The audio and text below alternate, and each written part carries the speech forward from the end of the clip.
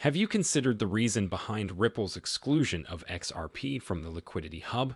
Coinbase share price suddenly drops. Might the XRP-fueled push have salvaged it? Continue reading to the end to find out more. Hello and welcome to our channel, where we discuss the newest XRP news and the cryptocurrency world in general. If you are watching one of our videos for the first time, we would gladly offer you a special greeting. We encourage you to activate the notification bell so that you never miss any video. We are pleased to announce that this channel is hosting a 200 XRP giveaway. To be eligible to participate, simply subscribe to the channel, like this video, and comment with the hashtag XRP. At the end of the video, the winner will be declared. In terms of purchasing, XRP continues to capture the curiosity of larger investors. According to a survey released by digital asset investment business CoinShares, the fifth largest cryptocurrency by market capitalization experienced an inflow of cash for the 16th consecutive week. Since the beginning of 2023, assets under management for XRP products have increased by 127%. The study cited positive improvements in the long-running Ripple Labs versus United States Securities and Exchange Commission litigation dispute. In December 2020, the SEC filed a $1.3 billion lawsuit against Ripple, alleging the sale of unregistered securities using XRP. A partial judgment by a federal district judge indicated that XRP sales to ordinary investors were not categorized as securities, providing hope for both investors and Ripple. Even though $728 million in institutional sales contracts were considered unregistered security sales, the market's view of the judgment remained optimistic. This result strengthens trust in XRP and the broader cryptocurrency industry by establishing a precedent that digital currencies sold to ordinary clients do not constitute securities.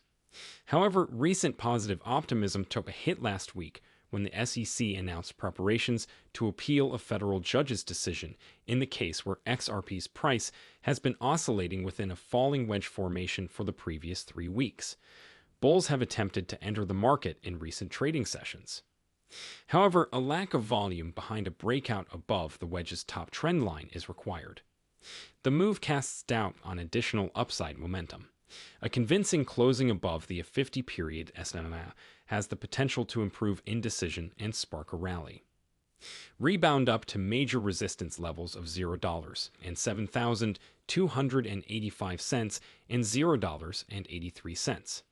Failure to hold above the wedge's top trend line and 50 SMA, on the other hand, could lead to a drop to longer-term support at $0.54.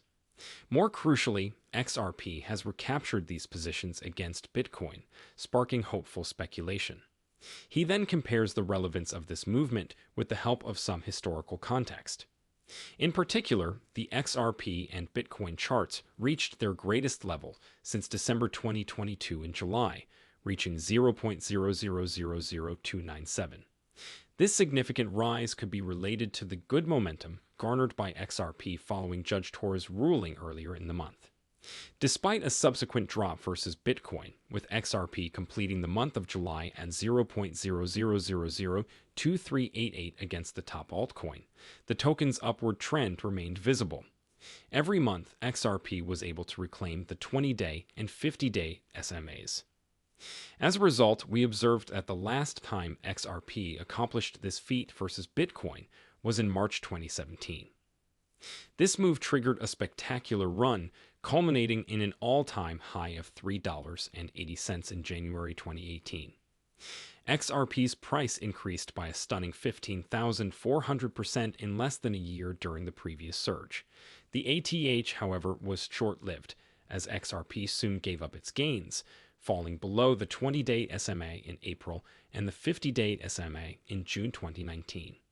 With XRP's current climb to recapture these two SMAs, the professor notes that the token's return to the 50-day SMA is most likely intended to test it as support amid further declines. After successfully holding, XRP appears to be poised for a bullish run above the 50-day SMA. The XRP community recommended a variety of topics that needed greater clarity. The intersection of Ripple and XRP use cases, as well as the state of Ripple's on-demand liquidity offering, were among the proposals. Meanwhile, Bill Morgan, a notable lawyer recognized for his pro-XRP attitude, raised an important point about Ripple's business operations. He asked a critical question about Ripple's business operations, despite his pro-XRP stance. Nonetheless, the reason for XRP's omission begs an explanation, considering XRP is likewise a digital asset. Morgan stated in the forum thread that Ripple's exclusion of XRP for enterprises in the United States is understandable. He claimed, however, that Ripple is not providing XRP as a liquidity hub for non-US institutions such as Australia and Brazil. Greater regulatory position than coins supported by the Ripple liquidity hub, such as Bitcoin, Litecoin, Ethereum, and Bitcoin Cash. Meanwhile, the topic of conversation moved. When a Twitter user inquired about the distinction between Ripple supplying XRP to institutions and the hub's supported cryptocurrencies, Ripple responded. Furthermore, a U.S. court decided that a security contract is formed when XRP is sold to institutions. Morgan responded by emphasizing that Ripple's efforts are unlikely to have resulted in any benefit for the institutions to which Ripple offered BTC, Ethereum, and Litecoin. Notably, as of press time, Ripple's CTO had yet to answer why XRP is not one of the digital assets supported by the Ripple liquidity hub. To be among the first to learn about the latest XRP developments. Riding a wave of optimism, Coinbase, one of the world's leading crypto exchanges, saw its stock price skyrocket after the SEC's pro-XRP ruling in the Ripple case. But what exactly drove Coinbase's meteoric rise, and why did it relinquish these gains so quickly? After the SEC's lawsuit against Ripple Labs is at the foundation of this development. According to the regulatory authority, XRP was an unregistered security, and so its sale violated federal securities laws. This decision has broader consequences for the whole cryptocurrency industry because classifying digital assets as securities would subject them to a separate and more strict set of rules. The good judgment in Ripple's favor was interpreted as a sign of regulatory forbearance. Toward other cryptocurrency companies, like Coinbase, the community reasoned that if XRP was not classified as a security after years of operation and extensive usage, it would set a precedent. This may protect other digital assets and token offers from comparable regulatory scrutiny. If XRP is recognized as a security, other firms, such as Coinbase, may have a more robust defense against any claims of similar nature. The joy, however, was short-lived. Following the initial surge, Coinbase's shares quickly reversed their gains. While the Ripple decision may have brought some temporary relief, it is possible that it did not completely assuage broader concerns about the legal climate for crypto companies.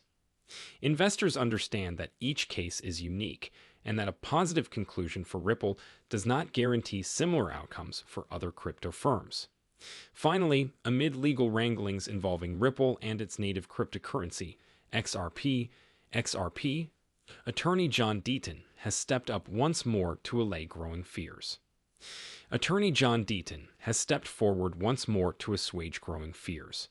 A recent narrative has emerged, implying that if Judge Annalisa Torres grants the SEC's interlocutory appeal request, XRP transactions may be classified as securities. The current legal situation originates from the SEC's determination to appeal Judge Torres' decision involving Ripple's public XRP sales. The regulatory agency recently requested authorization for an interlocutory appeal. This appeal seeks to investigate Ripple's systematic XRP sales in secondary markets and other distributions, particularly since the judge ruled that these transactions were not securities.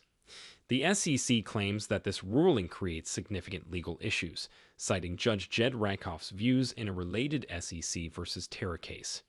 Notably, Judge Rakoff has argued that Judge Torres' distinction between institutional and general XRP purchasers is unconstitutional.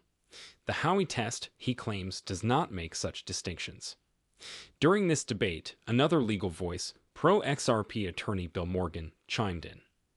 He provided paperwork demonstrating that the SEC was the first to classify Ripple's XRP sales into three distinct categories: programmatic sales, institutional sales, and other distribution. Morgan went on to say that Judge Torres simply followed this SEC's framework and applied the Howey test properly. In a fiery outburst, Deaton stated unequivocally that the appellate court will affirm Judge Torres' first decision. So, gentlemen, we've reached the end of this video.